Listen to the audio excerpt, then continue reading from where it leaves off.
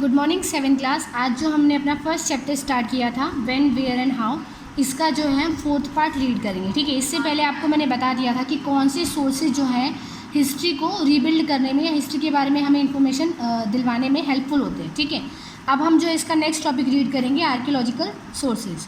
In the archaeological sources we include monuments. इससे पहले मैंने आपको पहले एक्सप्लेन कर दिया था आर्कियोलॉजिकल सोर्सेज में जो है हम मॉन्यूमेंट्स को, प्राचीन इमारतों को, मंदिरों को और इंस्क्रिप्शंस यानी अभिलेखों को, कॉइन्स को, सिक्कों को जो है यूटेंसिल्स, बर्तन, वेपन्स, हथियारों, ऑर्नामेंट्स यानी जो ज्वेलरीज होती हैं उसको इंक्लूड करते हैं। ठीक है, अब आर्कियोलॉजिकल सोर्सेज के यहाँ पे कुछ एग्जांपल दिए हुए हैं जो कि जो है इंडिया में है।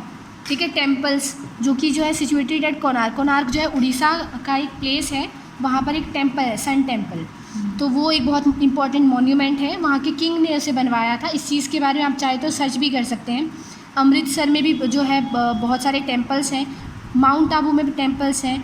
मस्क यानी जो मस्जिद है, दिल्ली में जामा मस्जिद है, मोती मस्जिद है, ये भी बहुत इंपॉर्टेंट मॉन्यूमेंट्स है जो कि मुग़ल किंग्स के द्वारा जो है बनवाए गए थे। पिलर्स, कुतुब मीनार में एक पिलर है अवेलेबल, जिसमें मैंने आपको पहले भी बताया था कुतुब मीनार में जो एक पिलर अवेलेबल है उसमें कुछ इंफॉर्मेशंस लिखवाई गई हैं। कुतुब मीनार में जो पिलर है उसमें कुछ ठीक है, पिलर के भी एग्जांपल्स हैं हमारे पास, कुतुब मीनार, विजय स्तंभ। टॉम्स है जो टॉम्स जो है ये किंग को बरीड किया जाता है उस प्लेस पर। इसको हिंदी में टॉम को जो है हिंदी में मकबरा कहते हैं। तो जो ताजमहल है और हुमायूं टॉम है, ये भी जो है एग्जांपल्स हैं टॉम्स की। इसमें जो है किंग की जो बॉडी होती है उसको बरीड किया जाता है और उसके ऊपर जो एक स्ट्रक्चर बना दिया जाता है तो उसे टॉम कहा जाता है। फोर्ट्स यानी कि किले, तो चित्तौड़गढ़ का किला और दिल्ली का जो फोर्ट है, Delhi fort, red fort, Lal Qila आपको पता है, तो ये जो है बहुत ज़्यादा फेमस है। पैलेस सिचुएटेड एट जयपुर और जैसलमेर। ठीक है, जैसलमेर और जयपुर में जो है बहुत सारे पैलेस यानी महल हमें मिलते हैं। हवा महल भी वहाँ का एक इम्पॉर्टेंट पैलेस है, फेमस। हाँ, और सिटीज़ जो है बीकानेर में और फतेहपुर सिकरी में जो है बहुत सारी सिटीज़ यानी शहर स्थापित किए गए थे पुराने रूलर्स के द्वारा। नेक्स्ट क्या है, inscriptions. We have many inscriptions written on plates of copper and stones. हमारे पास जो है बहुत सारे इंस्क्रिप्शन यानी अभिलेख भी हैं जो कि जो है या तो कॉपर प्लेट्स पर या फिर स्टोन पर लिखे हुए हैं, और इन पर जो इन्फॉर्मेशन लिखी हुई है वो वहाँ उस समय के रूलर्स के द्वारा लिखवाई गई थी।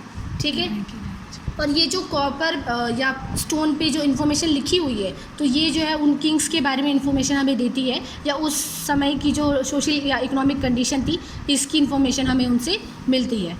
These provide valuable information of medieval period, the authentic information and accurate dates. In many of these inscriptions there are important information of rulers and their rules and their qualities and their relations with other states and their administration. ठीक है, हमें एक king के बारे में ये सारी information मिलती है इन इंस्क्रिप्शंस के थ्रू।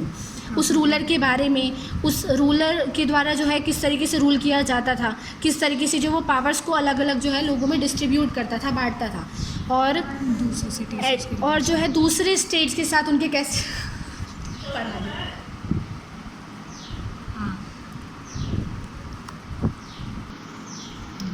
तो हमें जो है उन रूलर्स के रिलेशन दूसरे स्टेट्स के साथ कैसे थी इसकी इन्फॉर्मेशन भी मिलती है। The place where these inscriptions have been found also provide information about the extent of their empire. और इस इंफॉर्मेशन के थ्रू हमें ये भी पता चलता है कि उनका एम्पायर जो था, साम्राज्य जो था वो कितना फैला हुआ था, कितना एक्सटेंट था, इसके बारे में भी पता चलता है कहाँ से कहाँ तक फैला हुआ था। कॉइन्स भी बहुत ज़्यादा इंपॉर्टेंट होते हैं हमें मेडिवल हिस्ट्री को रिकन्स्ट्रक्ट करने में। कैसे? Coins issued by different rulers like Akbar and also provide a good deal of information on the important dates, events and influential personalities. जो कॉइन्स हैं वो हमारे लिए बहुत ज़्यादा इंपॉर्टेंट है, क्योंकि इन कॉइन्स के थ्रू ही जो है हमें अलग अलग रूलर्स के बारे में पता चलता है, क्योंकि जो पर्टिकुलर कॉइन है वो किसी ना किसी किंग ने जो है पब्लिश कराए होते हैं, और उस किंग के बारे में इंफॉर्मेशन जो है उस कॉइन पर छपी हुई होती थी, या उनकी पिक्चर या जिस चीज़ को वो पसंद करते थे उस चीज़ की पिक्चर वो उस कॉइन पर प्रिंट करवाते थे। या छपवाते थे, तो उससे जो है हमें उस रूलर के बारे में पता चलता है। और जो ये कॉइन्स होते थे इसमें कभी कभी जो है इंपॉर्टेंट डेट्स या जो है हमें किसी पर्टिकुलर इवेंट के बारे में, घटना के बारे में भी पता चलता है, ठीक है। और इन कॉइन्स के थ्रू जो है, अगर कॉइन्स किसी किंग ने गोल्ड कॉइन्स जो है पब्लिश करा रखे हैं अपने एम्पायर में, तो इससे हमें ये भी पता चलता है कि उस किंग की जो है इकोनॉमिकल कंडीशन बहुत ज़्यादा अच्छी थी।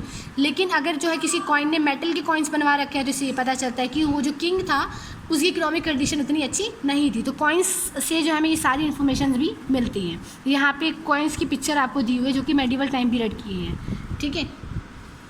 देख सकते हैं हम यहाँ पे की पिक्चर दी हुई है और साथ में जो है कुछ रिटर्न में लिखा हुआ भी है, ठीक है। तो ये जो रिटर्न इन्फॉर्मेशन होती थी ये भी हमें कॉइन्स के थ्रू मिल जाती है। Some coins also give us information about the economic condition of the state. कुछ कॉइन्स जो है हमें किसी पर्टिकुलर स्टेट की इकोनॉमिक कंडीशन के बारे में भी बताते हैं, जैसे मैंने अभी बताया अभी ऊपर गोल्ड कॉइन, सिल्वर और मेटल कॉइन के through. A book on coins title Dravya Pariksha and examination of coins were also written during the period of Alauddin Khilji. Alauddin Khilji ने जो है कॉइन्स की स्टडी के बारे में एक बुक लिखवाई थी और उस बुक का नाम यहाँ पर दिया, उस बुक का नाम आपको यहाँ पर दिया हुआ है, जिसमें जो है कॉइन्स क्यों इंपॉर्टेंट होते हैं उस चीज़ के बारे में भी अच्छे से लिखा हुआ था, ठीक है। अब आपका होमवर्क यहाँ से ये है कि आपको जो है किसी एक मॉन्यूमेंट को सेलेक्ट करना है, किसी भी एक मॉन्यूमेंट को। दिल्ली में भी बहुत सारे मॉन्यूमेंट्स हैं, आप उसमें से भी किसी एक मॉन्यूमेंट को चूज़ कर सकते हैं। इसके बारे में जो है आपको कुछ इंपॉर्टेंट डिटेल्स लिखनी है कि वो मॉन्यूमेंट किस किंग ने बनवाया था, या उस मॉन्यूमेंट में जो है जो रिटन में हमें जो भी लिखा हुआ मिला वो किस लैंग्वेज में लिखा हुआ मिला है, या मॉन्यूमेंट को बनाने के पीछे क्या रीज़न था। तो ये आपको जो है सर्च करना है, इसको एक्सप्लेन करना है, अपनी नोटबुक में लिखना है, ठीक है। और अगर पिक्चर अवेलेबल हो तो आप पिक्चर भी पेस्ट कर सकते हैं। इसके अलावा आपको आपके बुक वर्क का जो डी पार्ट है उसको बुक में फिल करना है।